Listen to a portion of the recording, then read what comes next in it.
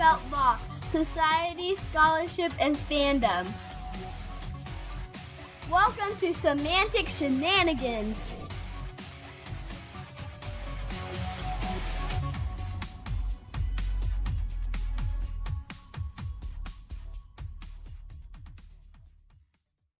Good evening and welcome to Semantic Shenanigans. My name is Janet Gershon-Siegel and I am here with Shanna Gilkison. Hello.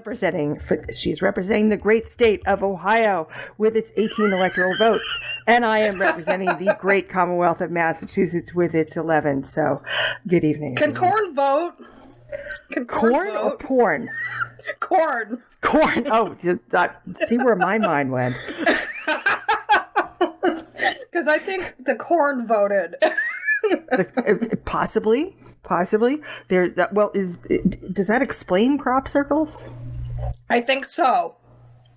I think we need to look into that. All right, and Bigfoot, of course, because we do run the formal Ladies Bigfoot Appreciation Society of North America. Yes.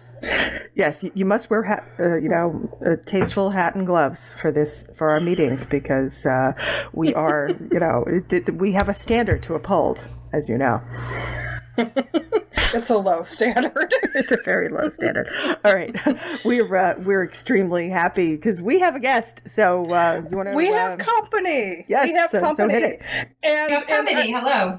Hi, company. So we're not going to call her company. So I am especially stoked about this episode of Semantic Shenanigans because we have as our very first guest Emmy Marshall. She is a writer and journalist who's been interested in fandom forever. But even more importantly, remember last month when I told you guys that I went to the NCA conference in Philadelphia? Emmy is the dear friend that I was talking about that I met there and stayed with for a couple of days and finally got to meet face to face after only being friends with her on the internet for like ever.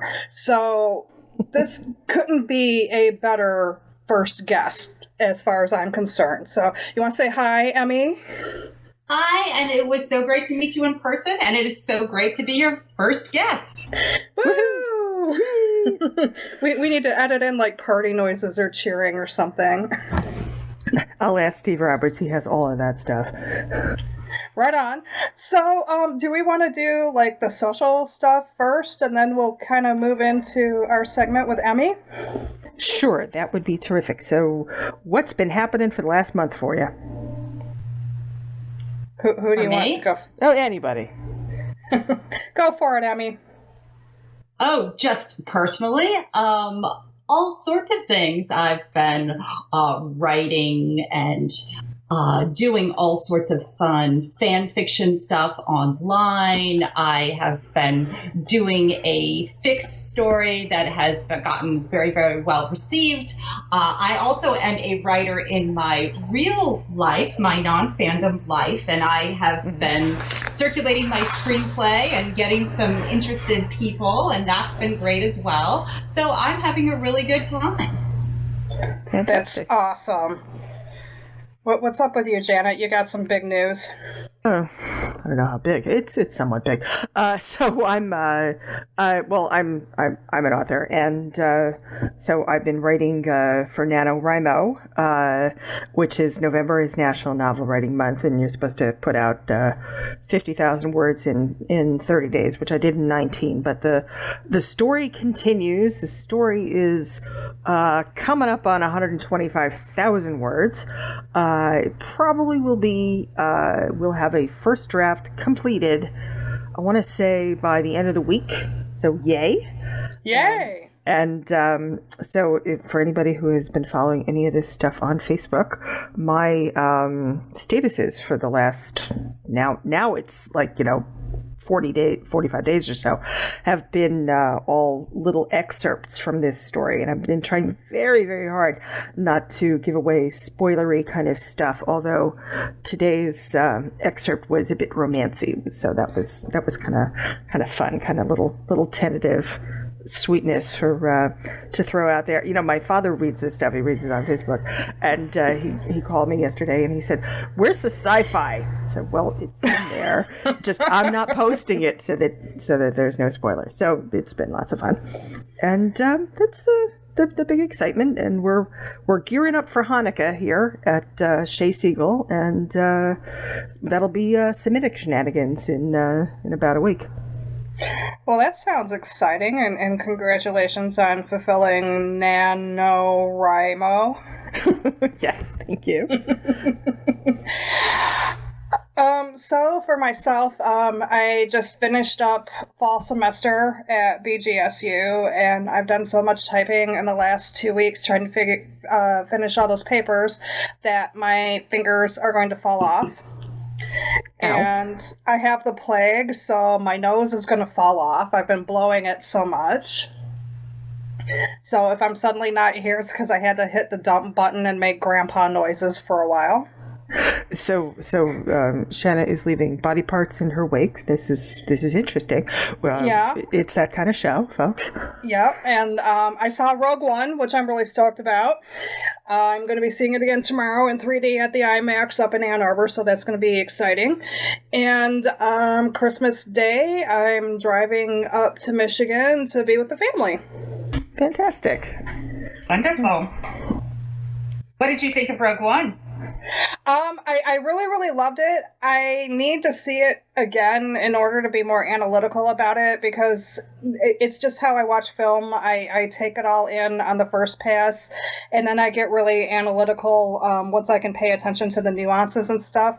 There were, for the most part, I thought it was amazing. They did a wonderful job, though, and I'm really not going to say anything more than that because, again, spoilers, darling. Very, very much so. You don't want to spoil that. Maybe that'll be what I talk about on the next show, spoiler culture. That's an idea. So there was the Miracle on Ice part of the film. How was that? Oh, I loved the dance number. It was fantastic.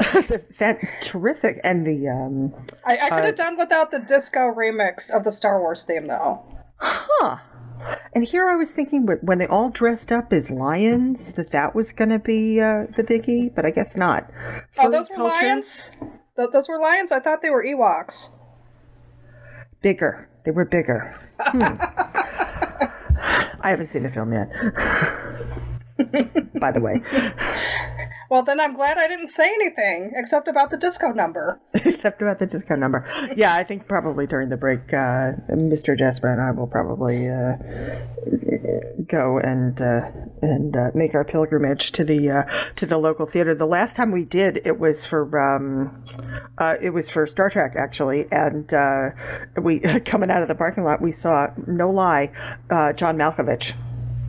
Shut up. Wow. Yeah, he lives in Cambridge, it turns out, and so we went over to Fresh Pond Cinema, and it's right near where there's like a Whole Foods market, and so there's this gentleman who's losing his hair and wearing the whitest white outfit I've ever seen, as in blinding. Put your sunglasses on. I mean, just gorgeous, no stains. If I ever wore anything like that, it would have spaghetti sauce on it. In 5 seconds, even if I was nowhere near anything, that was like Italian or food. And so he walks by, and my husband turns to me and says, "That was John Malkovich." I'm like, of course not. And so, we did a little internet sleuthing, and sure enough, it was. Wow. So maybe we'll see him again. So, Emmy, what did you think of Rogue One? I enjoyed it. I thought there were some early script problems. I thought that some of the dialogue was overly complicated, and it reminded me a little bit that George Lucas is often criticized for his simplistic dialogue in the original trilogy, but get used to those characters speaking in simple declarative sentences, and some of the dialogue felt very wordy to me. But once you got into the story, and especially in the third act, it was absolutely gorgeous and completely captivating. So I sort of forgot my early concerns by the end of the movie. And you said that you were smelling Oscar nominations when we talked about this before for certain elements of cinematography, yeah? Yeah, I felt like it was the absolutely most beautiful Star Wars film, hands down. And I thought the cinematography was just stunning and just gorgeous world building, as good as Blade Runner or any other one of those more quote-unquote serious sci-fi films that would get awards, while Star Wars is sometimes popcorn cinema. But I think the cinematography was truly... I love the costume design. Did you catch, I just have one more question. Did you catch the fact that Diego Luna's parka at one point is exactly like Han Solo's parka in Empire Strikes Back? Because after all, why wouldn't it be? How could you miss that? I knew you would, but it's that, you know what, that attention, whatever problems I had with the script, and I did have some of the way in which the characters, I think a lot of people criticize that the characters aren't developed as well as they could have been. But when you look at their attention to detail and their loving tributes to the original trilogy, and not only that, but the expanded universe, there are apparently, and I'm not a big watcher of the cartoon series Clone Wars and Rebels, there are even references and homages to that all throughout, and they were just, it's clearly a movie made by fans. Yeah, and for real, I feel like I need to watch Clone Wars and Rebels now. I haven't made the time before just because, you know, with school I have finite time, and I usually give that to The Walking Dead and Doctor Who. But I think I'm going to have to watch these other ones just to kind of really get all the nuances of Rogue One and to fully appreciate them. Cool. Yeah, I love a film that's you know, like the set dressing is really good, where they really pay attention to detail, where you see things in the background, or you know, or you need to watch it a few times before you can notice some of that stuff in the background, because that's, you know, I personally feel that that's a mark of people, you know, like Shanna said, people who really care, people who really are fans, and you know that they want to put their heart and soul into the quality of the production. Yeah, well, actually, Emmy said that, but I won't take credit. I wish I was that smart, but all I knew was I hadn't said it. Okay. All right. Well, should we segue into our first segment? Yes, please. Yes. All right. So on the show, and Janet and I have talked about this a lot, we end up defaulting to things like Star Trek and sometimes Star Wars a lot, just because Star Trek fandom is where Janet and I met. It's also where I know Emmy from. But we're going to bring you something completely different today, and we're going to talk about soap opera fandom, specifically Days of Our Lives, which is a very long-running soap opera. It's been on since 1965, so yeah, I can't even do that kind of math. It's just been on a long time. I was 3, okay? And there are still fans of the show who watched the first episodes. Yeah, wow. So it's got this loyal, diehard following. And so Emmy, being situated in fandom such that she is going to tell us about some things that have been going on with the show that have sparked some activism. I've talked about this before, about how, as a researcher, I'm interested in fandom as activism. So we're going to talk about that tonight in context of Days of Our Lives. So, Emmy, do you want to give us a little bit of background? Right. Well, if you're not a soap opera viewer, it's hard to really comprehend how the fandom works. I guess you could make an analogy with Star Trek, because it has been around for many decades, and you have seen characters over many decades. You've seen the actors age and the characters age. With soap operas, like Days of Our Lives, we see characters who have been born on screen. They grow up. They're often aged rapidly. There's a trope called soap opera rapid aging syndrome, when they send a strolled away and they come back as a teenager for a better plot. But people get attached to the characters. There's something very intimate when you see a character born and you see them grow up on screen and you see them every day. There are only 4 soap operas that are daily soap operas left in the United States. It's still a very robust genre all over the world, except in the United States. To give you an example, Bold and the Beautiful, another long-running soap opera, although not as long-running as Days of Our Lives, is one of the #1 shows worldwide. The cast, who are unknowns here in the United States, are superstars in places like Italy, and they make a lot of money off that show in other countries. So this is still a robust form, and anyone who has worked in the industry would understand how difficult it is to produce 40 minutes of content 5 days a week continuously with no breaks.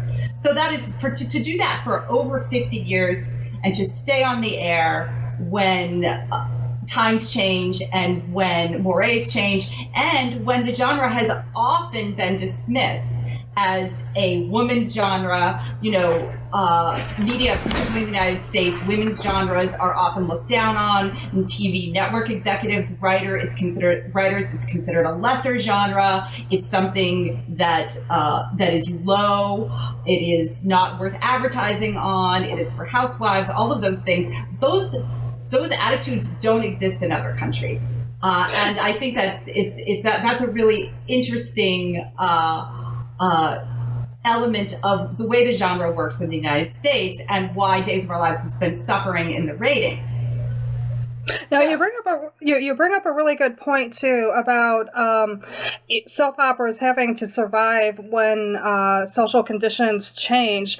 But would you say though that because it's on 5 days a week and really doesn't go on a break, I would even almost see the argument that in theory soap operas should be more responsive than other forms of entertainment and kind of move along a little faster in terms of catching up with what the rest of society is doing. Is that your experience or no? Well, when I initially became a soap opera fan, when I was an adolescent, back in the 80s, soap operas were on the bleeding edge of social issues. They had the now defunct soap opera All My Children had the first abortion on American television, and the character suffered no consequences. She did it. She was proud she did it. She didn't want the child, and it was portrayed as a good thing. That was extraordinary for the times. They had the first acknowledgments of things like homosexuality. They had storylines about sexual abuse. These kinds of things would never have been done on prime time, and they were being done in daytime. And oftentimes, prime time followed daytime with their larger budgets and their ability to work on scripts for a longer period of time, maybe did it a little bit better quality, but daytime really was on the bleeding edge. For example, when I was young and I watched Days of Our Lives, a member of one of the core families was revealed in classic soap opera style. Her name is Kimberly Brady, and she was a very glamorous character. She was a professional photographer. She was a world traveler and very sophisticated. It was revealed that she was a call girl. This was very soap opera-ish, dun dun dun. But then gradually you realize that she had been a victim of sexual abuse. And when she was a victim of sexual abuse, this had caused her to be sexually dysfunctional. And one of the byproducts of this was her career as a prostitute. And when she was slut-shamed on the show, that term didn't exist then, but that's what happened to her. It was considered an awful thing because we loved her and we knew that this was something that she suffered for. Whereas now on Days of Our Lives, the show cracks jokes about this history and makes hooker jokes and slut jokes about characters who have a history of prostitution. So the show has in fact become more reactionary as TV executives have presumed the worst rather than the best of the audience. And that dovetails into the really ghastly thing that Days of Our Lives did last year, which was kill off their gay legacy character. A legacy character in soap opera world is a character that was born on screen. And in 1995, I believe, that show's primary villainess and later great heroine, Sammy Brady, got pregnant to trap the man she wanted, and it was a classic who's the daddy situation, and it turned out to be her son, Will. And her son, Will, grew up on screen. And a few years ago, Will came out as gay and was the first character on Days of Our Lives to be gay and be out. And there was this touching coming out story. He later met a young man. They had soap opera problems. And then they eventually were the first male same-sex couple to be married on American Daytime. But last year, as part of the 50th anniversary of Days of Our Lives, and the ratings were suffering, Will was gruesomely and violently killed off on screen. And this was very, very controversial. And most people, most soap pundits, most writers, most fans recognized it as a transparent pander to homophobic audiences. The character was sort of hatcheted and slut-shamed and demeaned on screen, and the gruesome murder was repeated over and over again. And while the murder was airing, one of the producers actually tweeted out that it was time to celebrate. Gosh. Yes, this was how bad it was. And that producer, by the way, is gay, which is very interesting. But one That's does things up. that is very messed up. And more importantly, Will was a father. While he was struggling with his sexuality, of course, knocked up his girlfriend. And Will, there was what happened was there was a writer switch. They brought in new conservative writers that have in the past been criticized for both homophobia and misogyny, a female writer, by the way, and a male writer, heterosexual male writer. And they promised that they were going to make the show great again, if you will. I was going to say, it almost sounds like it's a mirror of our own society anyway. It went from being very progressive, kind of how we were at the time, to very reactionary and hello 1955. Right. The previous writers had given Will some classic soap opera plots where he had been engaging in scheming behavior. He had cheated on his husband and he was trying to win his husband back. And if you are familiar with the scholarship of Vito Russo, who wrote The Celluloid Closet, on which a fantastic documentary called The Celluloid Closet from the early 90s was made, and I highly recommend it. You can find it on YouTube. He wrote that gay characters are either perfect or dead. They are one or the other. They have to be these either saintly characters, they have to be a comic relief friend, or they are killed. And you can look at that and see that trope in Brokeback Mountain, in Philadelphia, in all the major mainstream gay stories. There is almost always the violent death of a gay. And this is, according to Vito Russo, the way producers can show homosexuality, but they can comfort homophobic audiences by saying, yes, we feel very sorry for this gay, but you know and I know that they deserve to die. And when these new writers came in, they took a page out of Vito Russo's playbook, and they, for example, Will was never seen holding his daughter, who was played by a toddler at the time, after the new writers came in. His former girlfriend, who was on screen, by the way, a murderer, because it's a soap opera, she was literally seen taking her, the daughter, from Will, and you never saw him with her again. And then he was grotesquely murdered on screen, and his husband abandoned their daughter, who he had adopted. He just walked out on her, and you saw a picture of Will and his daughter blowing away in the wind, and that was the last thing you saw. So it wasn't just an anti-gay message, but it was an anti-gay family message, and it was explicit, and it was transparent, and it was carefully crafted. And the two head writers, by the name of Josh Griffith and Dina Higley have not commented on the backlash, but most everyone agrees that they did it, and they did it on purpose. And I have some quotes here if you would like to hear them, but you can comment while I look them up.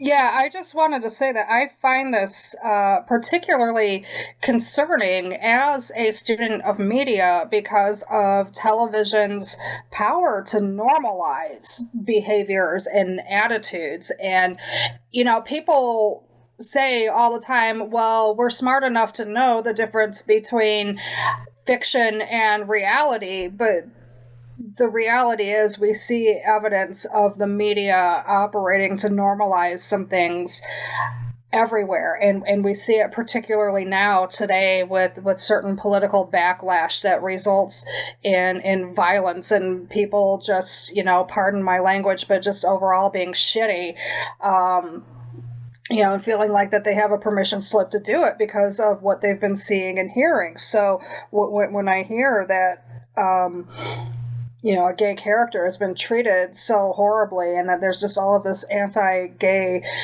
I'm going to come right out and say a propaganda. It's disturbing to me. Right. Well, this is what Tony S., the columnist from Soap Central, said, particularly about the moment where the photo of Will and his daughter blew off his grave. It said, it came across as a promise from someone in charge to homophobic fans as congrats, you don't have to worry about their kind anymore. My God. The thing is also, of course this is deliberate. Of course it is. There's way too much money that is beyond a large, well-known, long-term show like this for every moment on the screen to not be deliberate. Every choice is picked over, I'm sure. I mean, I realize that they are that they've got short deadlines very often. They're making a 40-minute show every day, and there's a lot of writing going on. But at the same time, you don't set up that kind of shot for no reason. There's a real ugly underpinning to that. Oh, absolutely. And the interesting part is that Will was tied to most of the core families. He was also a character that drove the action. He was that perfect soap opera character, someone who made bad choices but felt bad for them. But unfortunately, there was reaction even in the fandom and even in the gay fandom, that impulse to scream loud, kill him, slut, whore, all of those sorts of vile sort of slut-shaming that, as I said earlier, the show would have repudiated, now embraces, encourages, and its fans. And I really believe with all of my heart that if the show went back to its roots of being forgiving and tolerant and loving as it was 35 years ago when I first started joining and watching and falling in love with the characters, the ratings would not be so low. But this was, yes, a very, very deliberate act. And it was absolutely shot to invite pleasure. And the comparison to other deaths where the characters would get heroic moments, or they would get to say goodbye or unknowing goodbyes to their families, Will was denied all of that. He died in agony, alone, believing his husband didn't love him, and it was shown over a dozen times, the death, but there was no flashbacks to when he was a little boy. There stopped being mentions of the character almost immediately. It was absolutely transparent in terms of homophobic pandering, and it was utterly despicable, and the show has still not commented on it, as I would say. But I will say this, after a brief burst of good ratings for publicity, exploitation, other things were going on the show because they had the 50th anniversary, they killed off some other important characters as well, the ratings plummeted and have never recovered. So the silver lining to this is that homophobia does not pay. And you would think this year of all years, hate would win, but it did not. Wow, that's incredible. So I know just from knowing you in real life, that there was a certain amount of activism on the part of fans in response to this. And so I was wondering if you could tell us a little bit about that. Yes. Well, the show kept this secret very well. They wanted Will's death to be a surprise, no doubt, for all the reasons you would want it to be a surprise, but also they knew a backlash was coming, so they kept it very secret. Then, as people started to realize this was going to happen, they started to use the hashtag #HateWins, because the show had encouraged users, when Will and his husband Sonny had gotten married and they had milked all the publicity for it and accepted multiple GLAAD awards for that storyline and multiple Emmy awards for the various actors involved, they had encouraged fans to tweet "Love Wins." So when Will's death was aired, fans started tweeting with the hashtag #HateWins. And that was the sort of number one hashtag associated with the NBC network that week. And NBC had been a major underwriter of GLAAD's Spirit Week that week. So it really ruins their big donation to GLAAD because fans kept tweeting this. Fans organized letter writing campaigns, and social media accounts were set up. There is a very, very active fan account called Paul and Sunny Fans, which is another gay couple on the show, because they were doing a love triangle, has been relentlessly tweeting since before Will was killed off that the new writers were homophobic and that they should be fired and the old writers should be restored. Very few of the actors have commented because they obviously fear for their jobs, and there is a large rumor in the fandom community that they are under a serious gag order. But the actor who plays Will's mother, Alison Sweeney, who's very famous, and she also hosted The Biggest Loser on NBC, she spoke out in Soap Opera Digest that she was angry, that she didn't want to be a part of the storyline. Apparently she was contracted to do it, and that she has said it's still, and she gave another interview saying it still makes her angry, that she found it despicable. She all but stopped short of calling it homophobic. She said, "I feel betrayed and hurt. This particular story point is something I don't agree with, and I didn't from the moment they told me, and I don't understand why they did it. It breaks my heart that there is no Will anymore," is what she said. So a few of the actors also got involved, but the show has been silent. So the actors that have spoken out, what is the source of their courage, I guess, to do this? Do you think? Because, like you said, I imagine a lot of people would be fearing for their jobs in those situations, and their contracts probably tell them what they can and can't talk about. So, are we talking about actors who have been with the show long enough that the producers don't dare fire them, or what's the situation with that? With Alison Sweeney, that is indeed the case. She is an icon of the show. Her character was the lead character for many years. Ratings went down when she left the show. She only agreed to do guest spots after she left permanently, and she now has a successful career both writing and directing soap operas and Hallmark movies, and she does that, so she doesn't need the show anymore. And the people who do need the show don't speak out. Although I have to say, Guy Wilson, the young actor who played Will and acted Will's death, he was one of many actors who played Will. Multiple ones did. An actor named Chandler Massey played the coming out story, and then Guy Wilson was a recast after Chandler left, and he played sort of the jerky, sort of sexy bad boy Will. He never said a word because I think he feared for his jobs and his employability to criticize producers. But Days of Our Lives threw a huge 50th anniversary party the very week or very near when Will's death aired. And Guy Wilson chose not to attend that party, and instead he and a team of his friends and colleagues from other shows ran a marathon. They ran the Athens Marathon in Greece and raised over $100,000 for AIDS Project Los Angeles, which was, I think, his way of saying, I know what they did and I know why they did it and I know why I lost my job. Exactly, and for people who don't know, those Hollywood parties, when your producers throw a party like that, it's considered a big deal, and depending on who you are, it's I guess I would even go so far as to say career suicide to not go. Definitely, people read into that if you don't come to the party. And so for him to not only not go to the party, but to engage in an activity that's very counter to what they've done to the storyline, that definitely makes a statement and sends a message.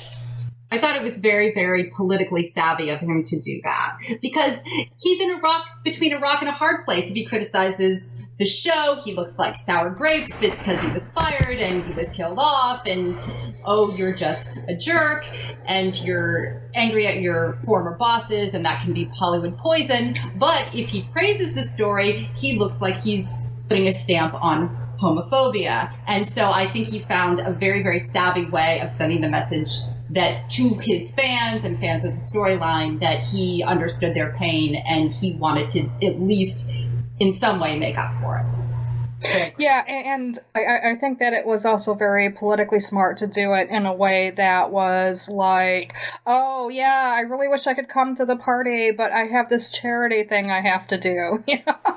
Right. Yeah, I think he's a very bright guy. Yeah. And he dealt with a lot of trolling online. He dealt with a lot of slut-shaming his character, and he dealt with fans who were disgruntled that the character was recast, and he dealt with people who were homophobic and thought he was gay and accused him of all sorts of things that was not true. And, you know, he always did it very graciously, and he really can hold his head high because he handled a very difficult situation with a lot of grace and class, unlike some other people involved with the show. So that was he really deserved a lot of credit for that. And I think most fans appreciated his grace and his intelligence in terms of how he handled it. So is there still some activism on the part of fans going on about this issue, or anything else that the show is doing today? Yes. I am part of a parody Twitter account. I'm one of the writers. It's called Fake Days Spoilers. Well, we started the account to support the Will, Sunny, Paul storyline and some of the other storylines that we liked. We thought the show was being unfairly criticized a couple years ago. And then we revived it to sort of criticize what it has become, and not just over Will's death, but there has been some very, very reactionary stories. They turned a character who was a torturer into a romantic hero. They have had murdering cops be heroes. You know, it is out of the Make America Great playbook in many ways. Pro-torture, pro-murder, slut-shaming, anti-gay, the whole nine yards. And we have continued to use that parody Twitter account to lampoon the grotesque decisions the show makes all the time. So that's one way. Fans still use the hashtag hate wins, and they have other ones bring back Will Horton, that kind of thing, fire Higley, because Josh Griffith, after the ratings plummeted, one of the writers who was involved in the killing of Will was let go. They say he left by choice, but nobody actually believes that. He was scapegoated, but they kept one of the writers on. Her name is Dina Higley. She is still there. So there was a hashtag called Fire Higley. There is letter writing campaigns. There are petitions and things like that to get that particular writer removed and to restore the show back to what it was. But I don't know how successful it will be, but the ratings are still very, very low. And they have brought back Will's husband, but he has no romantic life. He's just sort of a token, and there are rumors of other characters coming back that they killed off, but we don't know if that's going to happen. And the writer who was the architect of all of this is still there. But yeah, there's still a lot of social media activism and letter writing campaigns and things like that. And if anybody listening is interested, even if they aren't fans of the show, I would encourage them to go to NBC's comment page and file a complaint. You can send a quick email under their complaint about programming for Days of Our Lives and ask them to bring Will back, because I think it's really important, and many of the fans think it's really important, to send the message to producers that pandering to homophobia, to pandering to hatred is simply not acceptable. And more importantly, it's a bad business decision. It will give you bad publicity, and it will give you bad ratings. If you shoot me the email to that NBC comment page, if you have it, I will make sure that that's available to our listeners, to anybody who wants to take advantage of that and let NBC know what you think about homophobia on their network. Absolutely.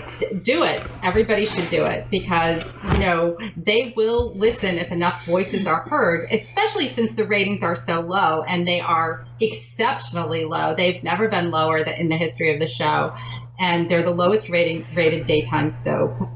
And they really do need to make a change. And I think they need to apologize for what they did.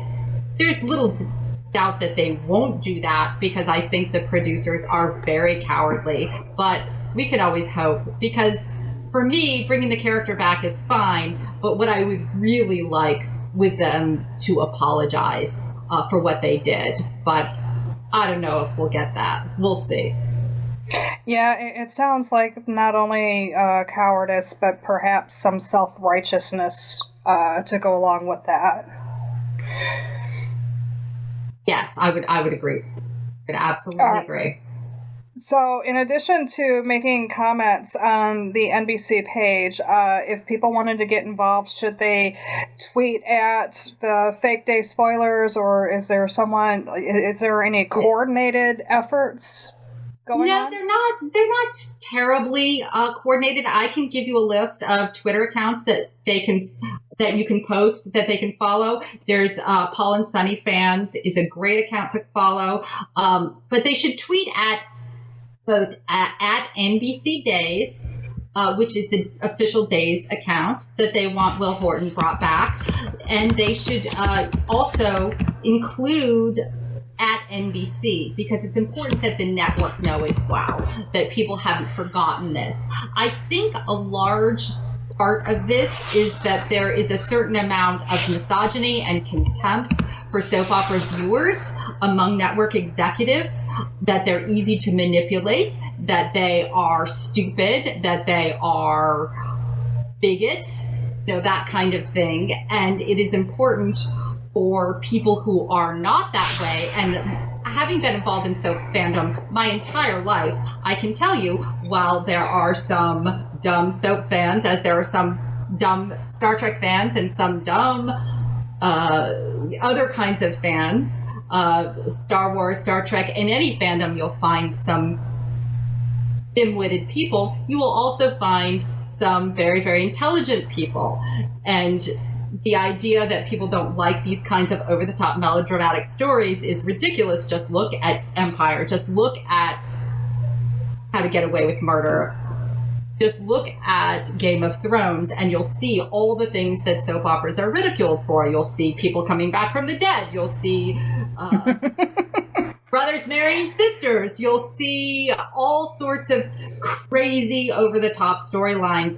And the sad thing is, Days of Our Lives really did pioneer that kind of over-the-top crazy melodrama. But the reason it worked is because people loved the characters, and they wanted to see those characters redeemed, and they wanted to see them find love, and they didn't want to see them gruesomely die alone because of their sexuality, which is what happened. Yeah, I think that that's one thing about soap operas that we sort of take for granted and don't really think much about, is the fact that almost everybody does find redemption eventually. So I would say that the soap opera audience is the one that maybe wants to ultimately believe in the good that lives somewhere in everybody. I don't know. What do you think? Oh, totally. I completely believe that. I believe that the dark characters, when they fight back, when they find goodness in themselves, that is the greatest storyline. That is the ultimate, almost Shakespearean melodrama. And I have often said, people have said, oh, well, characters die on soap operas all the time. And I have said, yes, but Will didn't get redemption. He was fighting for nothing. He died alone, randomly, because he found out that somebody was a serial killer, and that person, he was not allowed to fight. He died suffering and alone and terrified, and with no goodbye, no nobility. And that was why it was such a bad story. And then he was forgotten. People who loved, who were his best friends on screen, wouldn't speak his name for months afterwards. And that was why it was such grotesque and incompetent writing. If they had given him a heroic death, a redemption arc, nobility, it could have been everything that they promised in terms of great storytelling, but it wasn't, and we know why. We know what they were doing, and everybody did, because it was completely transparent. Now, in terms of other things, you talked about how soap operas have actually taken on some pretty complex issues, such as abortion. And I know the one or two of the soaps that I watched growing up took on things like sexual assault and absolutely. And AIDS. So while we've kind of taken the step backward in soap opera land in terms of homophobia, how are soaps doing, or Days in particular, if that's the only one you're keeping up with, how are they doing with complex issues, or has that backslid too? Oh, it is completely backslid. I think I made a reference earlier that back in the 80s, if the villains called a woman a slut, because she was sexually abused and became a prostitute, they were a villain for doing that. You were supposed to hate that person. Now, that character may still be on Days of Our Lives, and there is that character. His name is Victor Kiriakis, played by the absolutely wonderful John Aniston, who is Jennifer Aniston's father, and he is a great actor, and I have nothing but respect for him. But when his character was once a villain, now he is reduced to wisecracking and calling many of the women on the show sluts. And when you are at one point in the show, you were supposed to find him villainous for doing this. Now you're supposed to laugh. So that is very, very reactionary.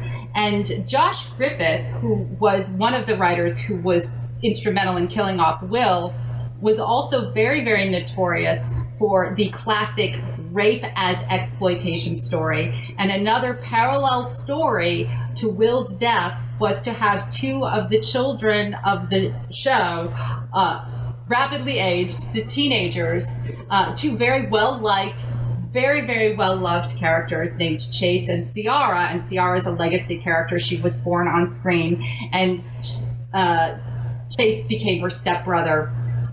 They had Chase rape Ciara on the matriarch of the show, Alice Horton's couch. And it was done in the most exploitative way you could possibly think of. And it was done for titillation. It was done for cheap thrills and cheap ratings. And it was just kind of wiped away and sort of not dealt with in any long-term way on the show. It was just a ratings grab. And Josh Griffith has been doing that on various soaps since he has been working as a writer, in the idea that, it's about everyone except the victim. It's all about, what the boyfriend thinks, or how this is a great violation of the boyfriend. So this is very, very much a violation. And remember, back in the 80s, Days was the first soap to deal with marital rape, where a husband raped a wife on screen, and it was deeply shocking and very terrifying. And the show was very, very explicit that this was in fact rape. There was no ambiguity. And to see them go from that storyline 30 years later to some sort of 1950s era exploitation rape story that was shuffled away within weeks and not mentioned again was really sick and wrong. So that is another element of it. I initially became a fan of the show because it had so many strong heroines, so many women interested in their careers and interested in having adventures and all those great things. But now almost all of the young females are primarily just interested in finding true love, which I love. It's great, but it shouldn't define you as a woman.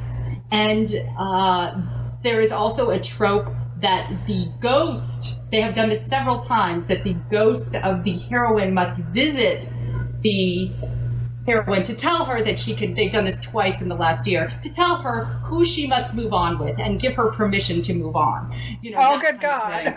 Yes. Oh, so the character loses agency. Right, absolutely. The women have no agency. The heroine, Hope,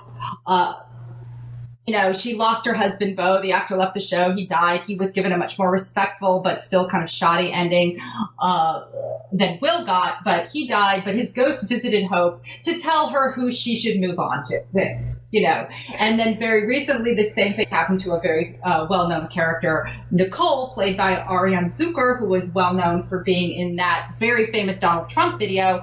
Her character lost her fiance husband. I don't remember if they were actually married. And then he visited her as a ghost to tell her she could move on with this man that he approved of. And that man he approved of was a criminal and a murderer and a torturer. But, it was okay. All her reservations went away once that this apparition appeared and gave her permission. And so, women lose agency. Whereas, again, 35 years ago, this show was so popular because women had agency, right? And that's why I became a fan of the show. And one of the reasons, and that show has been, that has been a problem with the show for a long time. As a more recent viewer, one of the reasons I was captivated by Will's story was because it didn't have any of that sexism. Will was very much a character that was written because he was gay, written having a sort of vulnerability to him. But he was also allowed to have a career and ambition, and he was allowed to have agency, as you say, whereas the show's female heroines are never allowed to have agency, and they are always defined by the man that they are pursuing. And they always feel that if they don't have the man that they are pursuing, then they are somehow invalid. So it has been very reactionary. It makes me wonder who they think their audience is.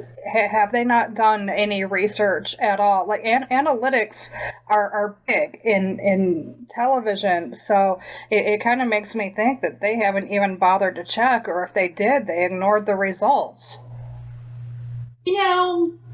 Focus groups, and you can mess with those. And I think that my understanding is that they look a lot at the Facebook group. I understand that they're doing a survey right now.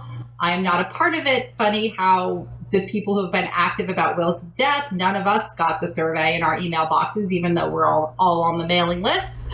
It's interesting they've sent out a survey and things like that, but I don't think that they really listen. I think that they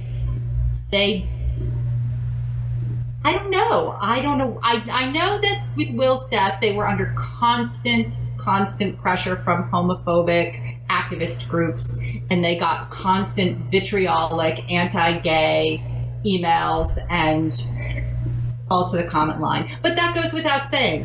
Any show that has gay sort of storylines does. I mean, I'm sure How to Get Away with Murder does, but that doesn't stop them. So I don't know. I would think that they would understand this, but I don't think that they do. I think that one of the problems is that the writers are, in their 50s and 60s, and they have not trained up new ones and all sorts of other things. But to me, it's incomprehensible how they can write this way with a primary female audience, and my only explanation for it is misogyny, that there are a lot of straight male executives involved in the decision making, both at NBC and Sony, and they truly have a contempt for female audiences. That's the only explanation. It's just a shame that, soap operas have to, or soap opera fans have to deal with the stigma already that is so rooted in misogyny. Like you were saying at the beginning of the segment, just how it's assumed that they're weak-minded, they're stupid, easily manipulated. But then you also have the story world in and of itself working to normalize that kind of attitude, and it's just a shame. Right. And remember, back in the late 70s and in the 80s, it was not like that. That was an oasis for people like myself looking for spunky, intelligent, career-oriented women who also managed to get the hot guy and all that kind of stuff and had globe-trotting adventures. And they were female-driven, female protagonist stories. And that has really been obliterated and in a lot of ways. And it's a shame, because if they had great heroines and they had adventure stories and they were written that way, I think people would watch, especially if they streamed them and gave people that wonderful feeling of getting to know and keeping a character every day and keeping up with them every week. I think people would make the time to watch. Maybe not when it airs on network TV, but certainly on YouTube or some other medium. But they have not done that. They have sort of regressed because I do think probably the on-air audience is more conservative, but that is not the primary audience. And if you only have to look at England, which releases its soaps online at the same time that they air, and that those soaps are still extremely popular and very much part of the culture. So all they have to do is write good female-centric stories, the kind of things that Shonda Rhimes does in primetime, but they just don't seem to be able to do it. And I think that it is a sort of cowardice there, and misogyny. I think because we know that misogyny and homophobia are very, very closely related. Well, absolutely. I have a question. Do you think that there's any kind of, maybe, are they trying at all, do you think, to flip the demographics of the audience? Are they looking to bring in male viewers? Are they looking to bring younger viewers? Do you think, is any of that potentially driving some of this behavior? You don't spit in the face of your audience. Your audience are the people who pay your salary. You think that, and it's funny how you say that, because that's what people in the day's fandom, that they spit in the face of the audience over and over and over again. And it is inexplicable. Nobody knows why. I know that they have sought the teenage audience. They did this rape story, right, where they got all these good-looking teenage actors, but then they turned around and did this grotesque rape story, which was extremely offensive to teenagers and young people, and their demographics among young viewers went way down after that. People were offended, and so they are trying, but it just didn't work. They seem to make all the wrong decisions to widen their audience and to make it a more accessible show to different demographics. And I can't explain it. There seems to be on the surface attempts to do that, but they manage to mess it up every single time they do it. And it is. Why do they spit in our faces all the time? You see that on Twitter. You see that on Tumblr. You see that. Why do they take the most popular couples, which not only Will and Sunny were one of their most popular couples, but other ones, and give them gruesome, hateful endings? And we have just found out today that their most popular 30-something couple, Chad and Abigail, are going to end in favor, of other couples, because we don't know why. And that was their last great fandom. That was the last group of people that was still hanging on with the show, and it was released today that they're just ending that. So it's I think it's fear. They have a long lead time, so they decide before something has even aired that it's not working, and so they react in a very cowardly way. That's my only explanation. But they're extremely incompetent, and they still have this very loyal audience from many decades that would love to see the characters that they love back, and the couples that they love get their happy endings, or at least get some semblance of a tragic ending that had meaning. But they don't do it over and over again, and you'd have to ask them why they can't manage to do that. Wow. Do you think that they're bringing in any new characters who may break out into something that could be more, feminist and friendly, fan friendly? I don't think so. I have only heard of male characters being brought in the last few weeks. I've heard that some of the young females have been let go. I don't know. No, it doesn't seem like they're doing that. I think they have decided that stunts are the way to go, and stunts are what will bring in ratings. I think they look at something like Game of Thrones or The Walking Dead, and they say, "Oh, well, we have to kill off people's favorite character," without understanding what makes those deaths work and what makes those people keep watching. And it's not that, I always say George R.R. Martin of Game of Thrones knows when he writes a loved character's death that the fans love that character and that he loves that character. Whereas Dina Higley and Josh Griffith, when they killed Will off, they hated him. They were homophobic, and they assumed that the audience were a group of homophobic or self-hating gays or whatever, and that they all wanted to see Will suffer, and that they're going to give them the gift of suffering. And that's what they did. And they don't understand that, again, when you watch like The Walking Dead, or you watch Game of Thrones or Breaking Bad, that for all their flaws, you loved that character and you needed to see catharsis. But they don't give you catharsis, they just give you exploitation. Now, I have a great quote here. Dina Higley, who is the current head writer, along with a guy named Ryan Kwan, who most people think doesn't have a lot of power, she and Josh Griffith were the ones who killed off Will.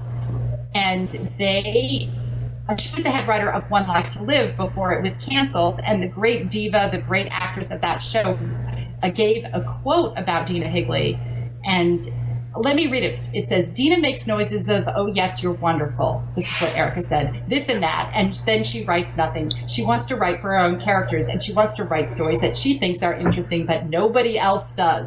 She doesn't write stories. She writes events. It's like one event. Let's have a bomb. Let's have a plane crash. But there is no story. It's all out the window. But Dina doesn't care about the rich history of the show, which is evident in what she writes.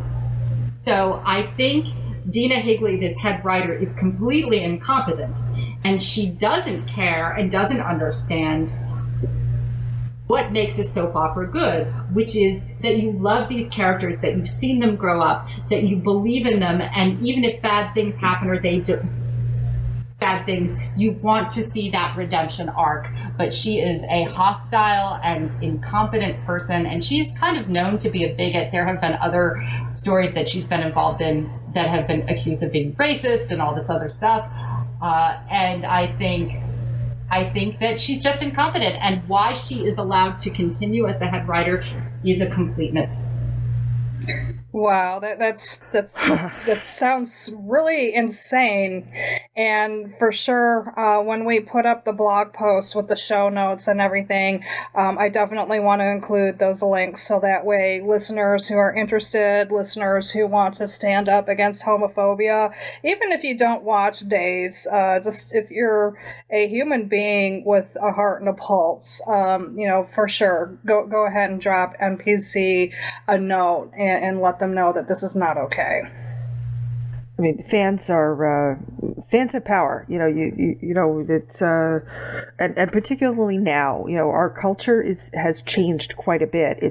We do a lot less passive consumption of entertainment. We do a lot more active talking back to the screen, quite literally talking back to creators, suggesting, trying to influence them. So there's no reason whatsoever why you can't try to influence them in this way either. Absolutely. And there are multiple, basically almost all of Days of Our Lives is fan fiction. If you go to fanfiction.net or archive of our own, almost all of the stories are dominated bring back whale stories. that is basically an entire subgenre of Days fan fiction that is swallowing up all of the others. And it is beyond me why a show creator wouldn't look at that and say, let's bring the character back, either with one of the previous actors or a new actor. I don't think it matters to fans, but, yes, please do go and complain to NBC and tell them that this pandering to the worst impulses of the audience, whether it's racism or misogyny or homophobia, is unacceptable. Absolutely. Yes, and interesting that you should mention fanfic, because here's the segue. Yeah, we're going to segue now. One of the things we wanted to talk about also was real person fan fiction, real person shipping. When it starts to leap away from made up characters and into the real world. Now, we do see crossovers sometimes, and for example, Quantum Leap did this with Stephen King, Buddy Holly, and even, yes, Donald Trump, where Sam Beckett leaped into, I can't remember what, but did influence the young Donald Trump. This does happen. Star Trek fans are familiar with this, including such as Abraham Lincoln in the Savage Curtain episode of TOS, or you can also look at Abraham Lincoln Vampire Hunter. That was a book. I don't know if that was a film these days. The old book Ragtime by E.L. Doctorow. It's probably one of the earlier instances of this, where real life people interplay with characters. And I know, Shanna, you had talked a bit about kerosene. So why don't you talk a little bit about what kerosene is, if you don't mind? Oh, yeah. So, I mean, I have like a whole thing prepared. So. And I just want to back up a little bit too. We mentioned Abraham Lincoln popping up in Star Trek. Doctor Who is another show that borrows from history a lot. And, the Doctor has met historical figures like Shakespeare and Vincent van Gogh. So this is kind of where real person fanfic has its origins. It also has its historical roots dating back to the Bronte sisters, writing stories about the Napoleonic War. And then later, this would be like professional fiction still. Fictionalized adventures of stars like Fatty Arbuckle would be commercially published, and eventually similar things with Elvis and the Beatles and so forth followed. Well, if I can interrupt you for a second, I think didn't Dante in the Inferno, doesn't he refer to real people, or does he hide behind pseudonyms for them?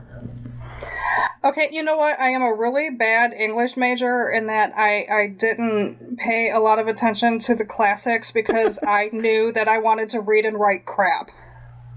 Well, Shanna, that's English. You weren't expected to know Italian.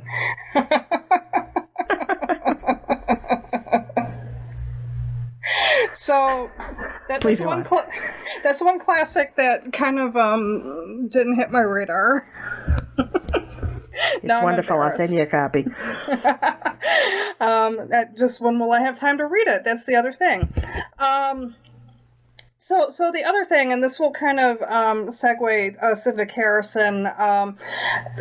The tradition of real person fanfic also sort of has some roots in tabloids.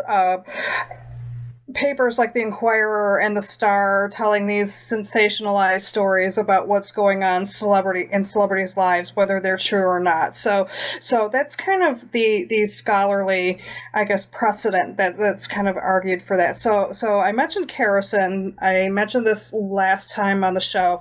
Carrie Fisher's biography, or her one of her, let me back up. A lot of her books are at least somewhat semi-autobiographical, but Diary of a Wandering Princess came out last month, and I am not through reading it yet. I did not get nearly as much through it as I wanted to. But spoiler alert, this has already been in the press. In the book, she 100% confirms about her affair with Harrison Ford. And so Kerrison is kind of a moniker that Mark Hamill came up with back in the day, because when they were shooting Star Wars, and I even believe Empire Strikes Back, it just, if you were looking for Carrie, if you could find Harrison, you'd find Carrie. If you could find Carrie, you could find Harrison. They were always together. So he just kind of mushed them together as Kerrison. For years, there's been a lot of speculation that this affair occurred.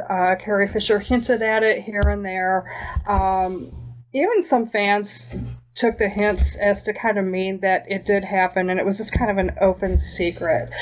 The thing that I noticed, though, is that a lot of people are shipping it, in that it's this big, glamorous, juicy thing. And if you read Diary of a Wandering Princess, I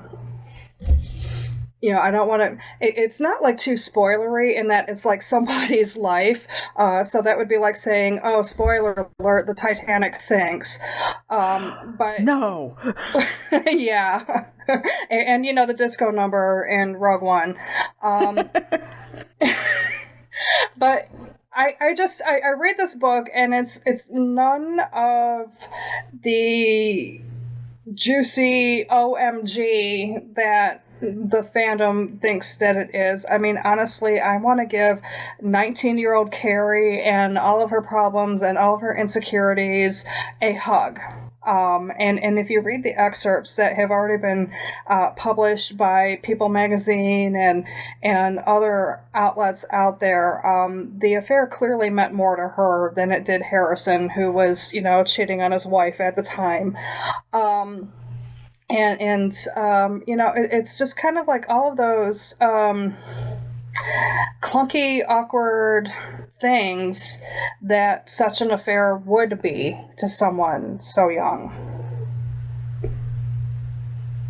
Kind of ruins the fantasy, doesn't it? Because what you have is a 30-something actor who's married with kids screwing around with his teenage co-star. I mean, she was of age, but she was young and immature and vulnerable, and he is absolutely gorgeous and charismatic. And it was an abuse of, it sounds to me like it was an abuse of power. And trust me, I love Harrison. I'm a Indiana Jones fangirl from way back, but it kind of ruins it, doesn't it, in terms of fantasizing that they had this great love affair off screen. I don't know how you feel about it. Yeah, I mean, it does shatter the fantasy, but my real problem, I think, is with the fantasy. Okay. Yeah, so that's kind of like where the real person fanfic comes in too. And Kerrison isn't the only ship, the real person ship out there where this kind of thing happens. X-Files fans have Jilovny, Gillian Anderson and David Duchovny, and I'm sure that there are Jilovny fics out there. I haven't read them because personally, real person fan fiction is just something that I've never really gotten into, haven't really come across much. But if you look at the X-Files fandom on Tumblr, I would actually put it in the same category as fan fiction. You've got this juxtaposition of photographs of the two of them together, and then the text of people just enjoying this fantasy wholeheartedly. So when I talk about real people fic or real people shipping, I don't just mean fictional stories that people write. I mean that kind of thing too.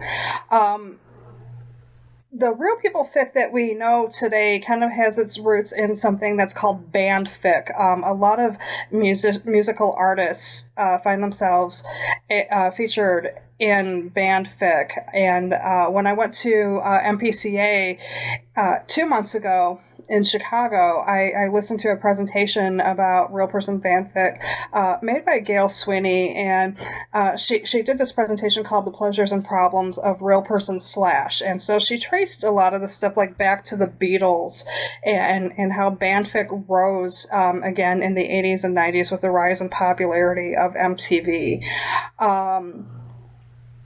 So what we have here is, you've got the celebrity, and you have the fact that fandom operates on what we call parasocial relationships, which is a term that was coined in the 50s to describe the relationship actually that television viewers felt with the characters on TV. And, why we get so emotionally invested in fictional characters and celebrities. And I would say that that's even strengthened today because of perceived easy access on social media and the just the immediacy of our culture. You can see your stars and even interact with them on Twitter. You can fire up an episode anytime you want on Netflix. You just have always immediate access to the person that you want. Now, the problem with real person fanfic is that it's on even shakier ethical and legal ground than regular fan fiction. And Janet, maybe you can help me out with this one, but if somebody's suddenly writing stories that you're having sex with another celebrity or a fan or whatever, it could leave you open to things like libel and defamation of character. Yeah, and it's and in particular, what happens if it's a rape fantasy kind of story, or or statutory where the partner is underage, or if this potentially damages someone's career. This is there's all sorts of horrible hot water that this can get into. However, the positive-ish, I should say, exception, and I don't mean the legal exception, by the way, is if you ever follow Wattpad. Wattpad is a place where people can post fiction, whether it is fan fiction or wholly original.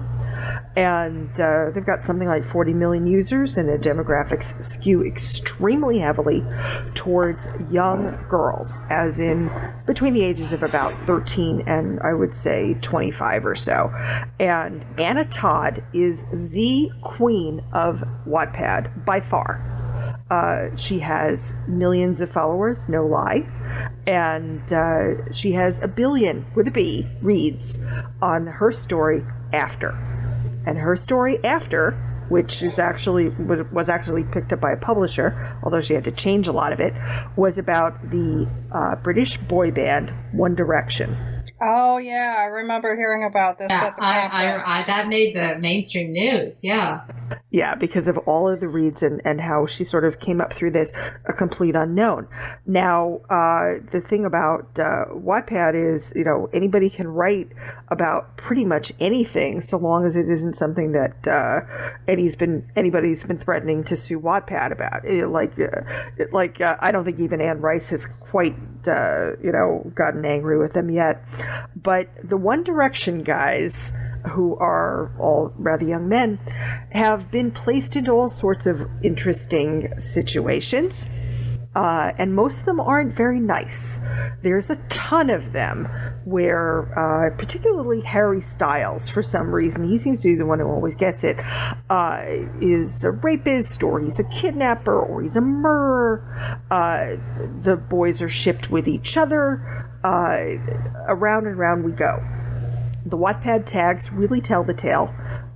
This was a search that I did on Wattpad a few weeks ago. There are 6,200 stories with the One Direction, that's the number one, and the word direction is it's smushed together as the tag. There are 153,000 stories with One Direction with the word one spelled out. 145,000 with Zayn, Z-A-Y-N, he's one of the members. 116,000 with poor Harry Styles. Over 49,000 with Zayn Malik.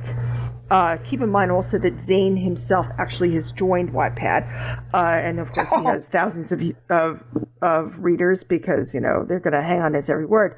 To contrast, other kinds of fan fiction don't even come close. Star Trek, it has to be one word because if you split it into two, Wattpad will consider it to be two separate tags. So if you smush together the word Star Trek, you get only 1,400 stories. Star Wars, 26,000 stories. Harry Potter, 42,500 stories. Twilight, almost 33,000. And 4,000 for 50 Shades.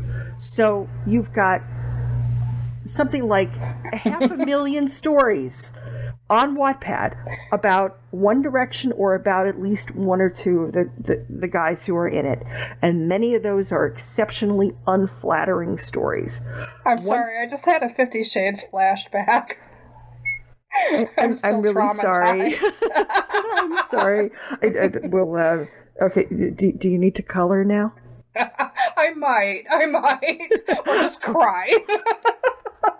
We'll take a short recess now, folks. But for anybody who doesn't know, that was like episode 2, I think. I took it for the team and watched 50 Shades. But anyway, I'm sorry, Janet. I'm sorry. No, no problem. So the thing about, everything that's happened to the One Direction guys is that they have been extraordinarily good sports with Wattpad. And they've said, oh, no, this is great. We're really happy with it. We think it's awesome.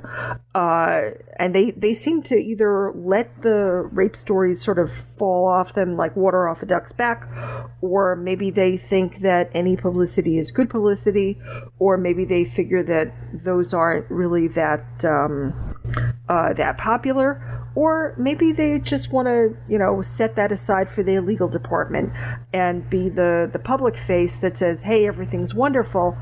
But if something that negative and violent was to be shipped around to publishers, that they would probably start filing cease and desist orders. I suspect it's the latter, that they're being the nice, friendly, bubbly public face, but in the background, there's their legal department, and Anna Todd is in good shape because, first off, she had so many reads, so she was a force to be reckoned with and couldn't really be ignored. But also because she wasn't really, she wasn't denigrating them in any fashion. But if you're just, Susie Wattpad, and you've got 14 followers, and you've got 200 reads on your book about Harry Styles, the rapist, well, chances are really good it's probably not going to be picked up by a publisher anyway. But if it is, then I strongly suspect, like I said, that their legal team will probably go after it guns a-blazing. Yeah, and not everybody has been that accepting of it either. Like, as I was doing my research for this segment, what I've been able to uncover is that there is one known cease and desist letter about a real person / fic about a Yankees baseball player, and I wasn't clear on if it was the player himself or if it was the New York Yankees that sent the cease and desist order, but the grounds were that it was not only damaging to the player, but also to the Yankees brand. So I think that that's another thing that you have to consider, too. Sports fans may not take quite so kindly to that, especially considering sports is sort of like very heteronormative, I guess we're going to say, whereas One Direction has maybe like a younger, more female and more fluid audience. Huh, how interesting. How very interesting. That's interesting. I have something to add in terms of, I can actually bring it back a little bit to the Days fandom in terms of how, I have an example of, if you want to hear it, of how toxic this can actually get within the fandom. Oh, please. Yeah. Well, if you listen to my long, complicated story about the death of Will Horton, I mentioned that there was a recast. When Will first came out, he was portrayed by an actor called Chandler Massey. He got, I believe, 2 Emmys, multiple awards and accolades for the very well-written coming out story. He was the actor who initially portrayed the romance between Will and Sunny. That was with an actor named Freddie Smith. As happens with fandom, there was a group of fans online who confused the actors with the characters, and they believed that Freddie Smith and Chandler Massey were a couple. Now, both Freddie Smith and Chandler Massey publicly identify as straight. Freddie Smith has a longtime girlfriend, but if you believed both their online posts about this romance, this group of fans, and you believed their fan fiction, this was all a lie. This was all a canard. They were really in love, but the show wanted to hide it because the show was too conservative.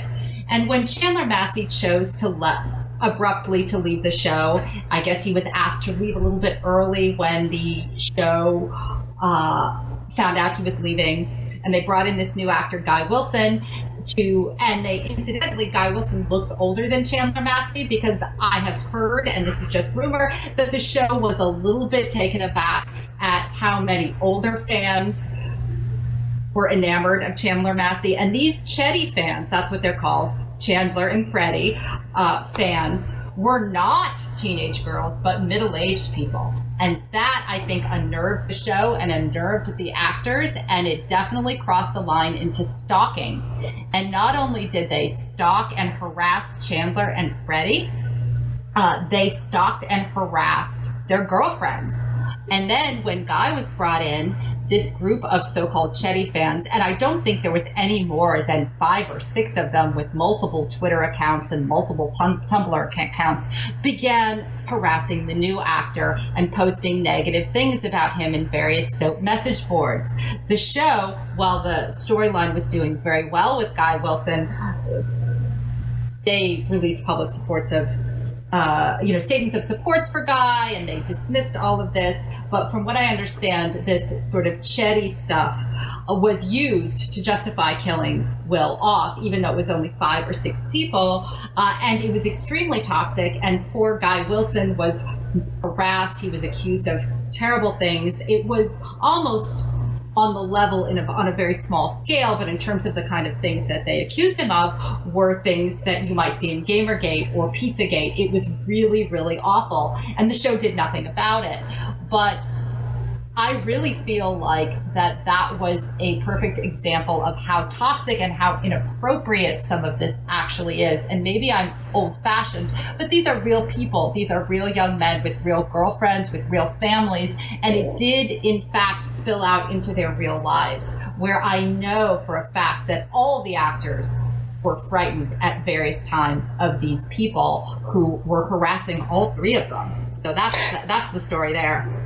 Yeah, I'm glad that you brought that up, because that actually touches on some things that I wanted to hit on in just a minute here. Because, it's obviously very ambiguous as to whether real person fanfic is okay or not. There's definitely like this ethical slippery slope, and it does have the potential to get very toxic. And as a matter of fact, fanfiction.net has completely disallowed our real person fanfic. They just don't tolerate it there at all, which is why people do go to places like Wattpad and Archive of Our Own in order to do it, because it is allowed there. But the resistance to it seems to be grounded in the fact that it's perceived as an invasion of the privacy for the person being written about. So I did some research on this in preparation for the show, and I kind of broke it down into like a pro and con kind of argument. So I'm going to start with the pro argument as for like why people think it's okay, or why people should be allowed to do it. And it kind of starts with the assumption that the fic is about a character that is the star's public persona and not the person themselves. And that's kind of a crazy kind of thing to try to wrap your head around. So one easy example to maybe think about this is that if anybody knows about 1960s TV and music, there was a show called The Monkees about four musicians, and they kind of played versions of themselves on TV, but like none of the things that happened on TV were real life. Like, on the show they had the same names that they do in real life, and they were having girl trouble and trouble getting jobs and like all this kind of stuff. But they had wives and eventually children that they went home to at the end of the day. Or we could think of a musician like Alice Cooper, who is the guy on stage who has snakes and he dies at the end of his shows, but in real life he is Vince, who likes to play golf. So the argument is that the people writing real person fanfic, they would be writing about Alice Cooper with the snakes, not Vince who plays golf. And that these are very carefully constructed personas meant for public consumption the same way fictional characters are. And that real person fanfic subverts this rule by refusing to consume that persona. So as long as it's just about the people on TV or on stage, it's okay. There's also the argument that it's no different than what people are doing when they write about fictional characters. So on the grounds that say, like, we'll go back to Harrison for a minute. If you're writing a smut fic about Han and Leia, you're not picturing Han and Leia, you're picturing Harrison Ford and Carrie Fisher. So the argument is that it's the same thing. I'm not sure how I feel about that, but I'll get to that in just a second. As Janet pointed out, it tends to be young people who participate in real person fanfic, the 13 to 25 age group. And so there's the argument that sexual fantasies about leading men or ladies and pop stars is normal and often a healthy part of adolescent development, because it's a safe space where a young person can explore their sexuality without having to actually act on it. And that real person fan fiction is a natural extension of what kids do already. Also, there's the argument that stars will capitalize on this for publicity. And going back to Jalopny, Gillian Anderson and David Duchovny will mug for the cameras in very close-looking poses, sometimes on beds, things like that. And I'm sure that they know that these provocative pictures get fans up in a lather. It doesn't mean that they're dating. It means that they know that you will lose your mind and start tweeting about it and get all over Tumblr about it and talk about them. In the same way, Carrie Fisher has been dropping hints about her affair with Harrison for years. The Supernatural show has done nods to the fact that people do this, and Elijah Wood actually gave it a nod on his appearance on the Graham Norton show. So, as mentioned, like One Direction, some celebrities are, to a point, okay with it.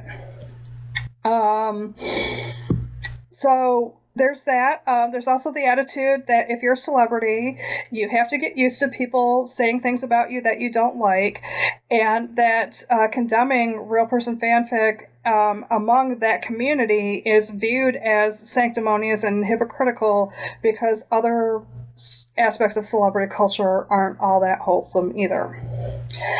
So that's kind of the pro list, and then the con list that I sort of came up with for reasons to not do it, or why that it's just kind of unethical to do. And this is the thing that we keep coming back to, is that it's perceived as invading the real person's privacy, especially when certain themes like sex and drug use and murder or suicide are concerned. And when you think about fan fiction, that's part of its allure, is that it can go anywhere. So if you have somebody writing, about sex or murder about a real person, like if you Google yourself and find that somebody is writing that stuff about you, it can be a little bit unnerving. as we mentioned, these types of things run into things like libel and defamation of character. So, unlike other forms of fan fiction, fair use and transformative nature aren't going to protect you if somebody comes after you legally. And Janet can correct me if I'm wrong there. No, you're right. I mean, it's the usually fair use. It's either an educational usage, or there's parody or satire that's going on, and I think most courts, if not all of them, are going to look at rape fantasies about Johnny Depp. Let's just say, and they're going to say, there's nothing educational about it. There's no satirical part of this. This is just a smear on this actor. Now, granted, when you become a public figure, you do have less of a cause of action for slander and libel because you're a public figure. However, even folks who are big-time public figures, they get protected from stuff like this. Right, and so I kind of want to get into addressing some of the things that Emmy brought up with her story. First of all, I'm not entirely convinced that it's the actors that like in that situation with Han and Leia that I gave as an example. I'm not entirely convinced that it's the actors that people are picturing instead of the characters, because part of their appeal is the larger than life stuff that they do on screen. And if we think about it, ordinary lives are boring. If we saw Han and Leia and nothing happened today, as I'm sure sometimes happens in Harrison Ford's life or Carrie Fisher's life, we wouldn't be interested in that. We're interested because he's a smuggler and he shot Greedo first and he's incredibly handsome and she's a princess who can take care of herself. If those elements of the character were there, I don't think that we'd be as interested. They would just be another hot guy or another hot girl, and then we wouldn't think twice about it. Also, real person fanfic is fueled by shock factor. In order for a writer to get readers' attention, they kind of have to write something more outrageous than what's already out there. And this comes from Judith Donath, who studies online social interactions as a fellow at Harvard. So basically, you kind of see this pattern of constant escalation. So if you think the murder and the rape and the slash is kind of over the top now, it's only going to get even bigger. Addressing the fact that this is mostly adolescents who are doing this, they are particularly susceptible to the validation that the positive comments get them. So it kind of encourages them to be even more outrageous and to kind of be fame seeking. And they sort of suffer the delusion that, with stars being active on Twitter accounts, it's actually a good idea for the stars to see these stories and try to catch their attention. Most relevant to the story that Emmy shared, you know how we have vocabulary within fandom as a whole, no matter what show or movie you follow, that they have a name for people doing the things that Emmy was talking about, and that's called the tin hats. And the tinfoil hat, right? And this was defined as people who are so convinced that a relationship exists between the celebrities that they write about. They construct all kinds of conspiracies and cover-ups and media management to explain why the stars can't be open about their relationship. So, Emmy, as you were telling your story, like that little bit of my research immediately came to my mind. Like those were a whole bunch of tin hats, but tin hats escalated because they actually went ahead and did the stalking and all the creepy, scary stuff. Right, and the thing is, as I want to say, is we've started to see more and more online fantasies worlds spilling very negatively into reality. You see that with the shooter who showed up at the pizza restaurant in Washington, D.C. because he was convinced by an online conspiracy theory that there was a pedophile ring there. Or you see that the two young girls who stabbed their friend because they wanted to please Slender Man, and they really stabbed their friend. And that was adolescent girls. So it is a concern when you start to see what these tin hats, what is it, tin? Yeah. Tin hats, that they can act on these fantasies, and when they become conspiratorial, they become very, very negative and very, very hostile. And to me, I've always worried about the actors themselves being the target of the violence, even the ones that are venerated, because when they burst this conspiracy bubble, the hostility may come out towards the actors themselves. To me, it's frightening in the worst case scenario. But I also understand what you're saying, that many of these celebrities have a persona that is separate from the person that they are. Just look at reality television as well as music. Look at Kim Kardashian. She has made a huge fortune off a persona that is based on her, but is probably not precisely her. But so you I know understand what, that, but it gets dangerous. I want to trouble even that a little bit, because my last point on the cons is that it's the assumption that there are these compartmentalized personas promotes the idea that there really is an authentic self, and I really think that doesn't exist, because our authentic selves are fluid. All of us are whoever the situation we're in demands us to be. So, and some people might know this idea as code switching, where you deal with your family in a different way than you deal with your boss and your coworkers, and you just have different yous for home, for work, for church, for your friends, for whoever. So I kind of contest this idea that the public persona is completely separate from this authentic self. I think that's a very fair assessment. That there isn't, it's, and how do we even know ourselves? What is ourselves?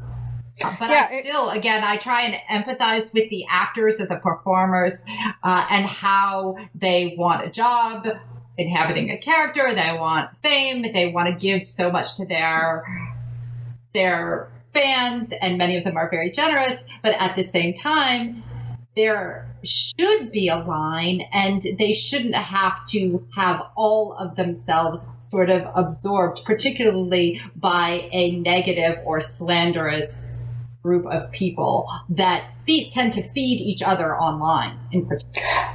Oh, absolutely. And I think this has definitely gotten worse since social media and Twitter. And, and I don't want to sound all pearl clutchy either, because I think that most of the people who do this are harmless, or at least they're trying to be harmless. And you do get some whack jobs in every crowd. It's just that when you're dealing with real people, I think that the whack jobs become that much more threatening and that much more real.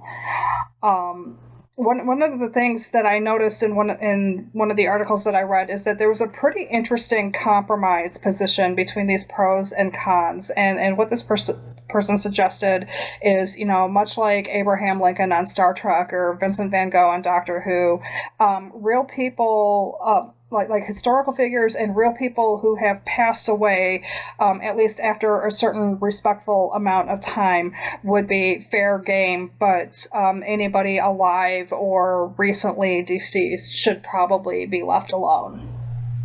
This is why I'm writing in the Victorian era. I can use Ralph Waldo Emerson. It's no problem. Yeah. I'm a huge fan of historical fiction. I have devoured it. And what is historical fiction but fan fiction for history? Because much of the great or popular historical fiction is not accurate. It is a fantasy of what these people were. There's an entire cottage industry of romance novels about the court of Henry VIII. What is the show The Tudors except fan fiction about Henry VIII? And it has about as much to do with reality as anything that we are talking about in terms of real world fan fiction. Absolutely. It's a world where Henry VIII is short and thin. Was neither. Yeah. All right, At least he was neither when he was older. He was thin when he was young. He was thin when he was young, but by the time he was on Wives 4, 5, and 6, he was not thin. Yeah, so, and that doesn't even, I don't even know what I was trying to say there. Never mind. But sometimes I feel terrible. Look at the absolutely brilliant Peter Shaffer play Amadeus, which was made into the brilliant movie with Tom Hulce. And, who is the actor who played Salieri? He won the Academy Award. F. Murray Abraham. F. Murray Abraham. Brilliant performance. That is a brilliant play. And everyone who sees it thinks that Salieri murdered Mozart. And there is absolutely no historical evidence. There is no historical evidence that he was even terribly jealous of Mozart. If anything, he was one of the only people in Mozart's era who appreciated how good he was. There was a mild professional rivalry, but nothing like what is portrayed. And yet that is a brilliant piece of art. And I think that just kind of falls into, one of the pitfalls of telling a story for a stage or for the big screen. I mean, even if you look at the movie Apollo 13 with Tom Hanks, Kevin Bacon, they interviewed the real life people who were a part of that, who were still alive at the time, and they said, the movie was almost 100% accurate, except for when things started going wrong and they had that argument in the capsule about how they were going to solve problems. There was no argument. That was just put there for dramatic tension, because you need that in a film structure.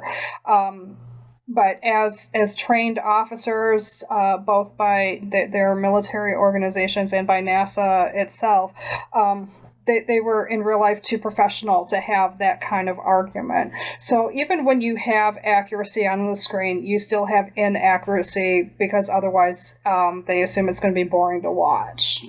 I think the most extreme example of that is the meta sort of commentary, the meta nature of the film adaptation, which was written by Charlie Kaufman and was adapted from Susan Orlean's nonfiction book, The Orchid Thief. I don't know if you're familiar with this, but in the 90s, Susan Orlean wrote a New Yorker article that she expanded to a book called The Orchid Thief, and it was about her journey understanding this man who stole orchids, and there was no plot. And they optioned the movie, and Charlie Kaufman, who is known for being John Malkovich, and he's known for The Unbearable Lightness of Being, wrote a script, and instead of adapting The Orchid Thief as a traditional narrative, he wrote a movie called Adaptation about a screenwriter named Charlie Kaufman, who could not adapt Susan Orlean's book, and who meets all the characters and then fabricates this elaborate narrative with the author, Susan Orlean, having an affair with her subject and pulling a gun on the screenwriter and doing drugs. And the real Susan Orlean did none of that. And she has given some very fascinating interviews about how many people see that film and think she did do all of those things. Yeah, and then if you try to correct that perception, it doesn't work because of that psychological phenomena where the first impression is the one that persists even in the face of new facts. Right, and it's a brilliant movie, and if you're paying attention to the movie, you know that this is the fantasy of the screenwriter, but a lot of people only pay half attention to movies. So it's hard. She knows who she is, but she still to this day, 15 years later, has to try and explain to people that she is not that person that Meryl Streep played in the movie. I kind of feel like I need to see this movie now. Yeah. Oh, it's a great movie. It's one of the greatest movies about writing I've ever seen. It's fantastic. So I would say, long story short, listeners, please, if you feel compelled to do real people fan fiction, and I'm not trying to be like all freaked out and judgmental here, but just my advice would be, just remember that you are writing about real people, and if you're writing things that you wouldn't want written about you, maybe you should think twice about doing it. And also think about the fact that it's really easy to say, oh, I'm okay with it. I would be okay with it if it happened to me. But your expectation and your reality, if you're ever confronted with it, aren't always the same thing. And if you've ever been victim of, like, say, even a bad rumor about you, it's kind of the same thing. So think about that. Think about just treat, you love these stars, obviously you love them hard, so think about how you would treat other people you love, and then think about what you want to put out there on the internet. Is that really a way of showing love, or is it something else? So we think we're into 2 hours, although we all admit that none of us kept track of this. I didn't realize I had to be assistant director today. I'm sorry. I'm in space today anyway. So just to really briefly do legal stuff. There is stuff on the blog about the Axonar case. There's tons of it. There's still documentation coming in. Man, I'm a blogger these days. It's just every day, it seems. The Seuss case, we did get a little bit more stuff. It actually came down yesterday, I believe, that there is an attorney who's going to be who will be appearing for the defense. I don't have the specifics yet because I haven't really read this stuff yet. I've just downloaded it. But this will end up on the blog as well at some point, probably during the break. So stay tuned, but there really isn't a lot to super duper talk about. Everything's in writing anyway, so I urge you to check out the blog, and of course we all really appreciate your support. It means a lot to us. We've gotten some wonderful fan mail comments lately. People have been terrific on Facebook, on Trek BBS, and in other places on Twitter. Folks have just been delightful. So first I want to shout out to Beth again. Thank you for another really, really nice letter. Like it just made my day. Also, you said Trek BBS. Is the person's screen name Thank You Jean R? Is that... Yes. So I just want to say I said cred, not crud. But I am having trouble registering for Trek BBS. I've registered through Facebook, and I have no permissions to post anywhere. So if any of our listeners is an admin at Trek BBS, or if you know one, could you maybe hook a sister up and fix my account? But otherwise, I wanted to say thank you Jean R. personally. So hopefully you're listening again, and I will properly type a thank you as soon as Truck BBS lets me do that. Whenever the heck we can get that squared away, and I hope we do soon. And we also, I had gotten a nice note from Andrew, who is an attorney in California, and that he appreciates that we are a light in the darkness, which was really, really sweet of him. So I hate to cut folks short, but otherwise we're going to have a very large show file. Thank you so much, Emmy. Thank you. This was fantastic. I'm so glad. Invite me back anytime. I had a great time. I like to talk. I'm going to totally capitalize on that. You might regret saying that. Oh, I never will. And I will distribute the link for this through the Days fandom, and I will tell them to follow you and support you, and not just Will and Wilson fans, but I'm going to shout out to the Hayden fans who were also screwed out, the Ericole fans who were also screwed over, the Chabby fans that were also screwed over. Please all support this show because they are supporting you in your activism. All right. Excellent. You'll hear from all of them. Awesome. Looking forward to it. All right. So, do we want to do the other thank yous right now? I guess, well, I maybe just on the blog. Just thank you, everyone, for listening. And, of course, thank you to Mike Medeiros, the world's greatest sound engineer, and his wonderful niece, Katie, who is our announcer girl. And, of course, thank you to our family and friends and to our listeners. Happy holidays to everybody. Subscribe to our Happy YouTube holidays, channel, live long and Semantic prosper. Shenanigans. May the force Thank be you with for you. joining us, and we'll see you And next probably time a whole bunch right of other here crap I can't on remember. Semantic Shenanigans.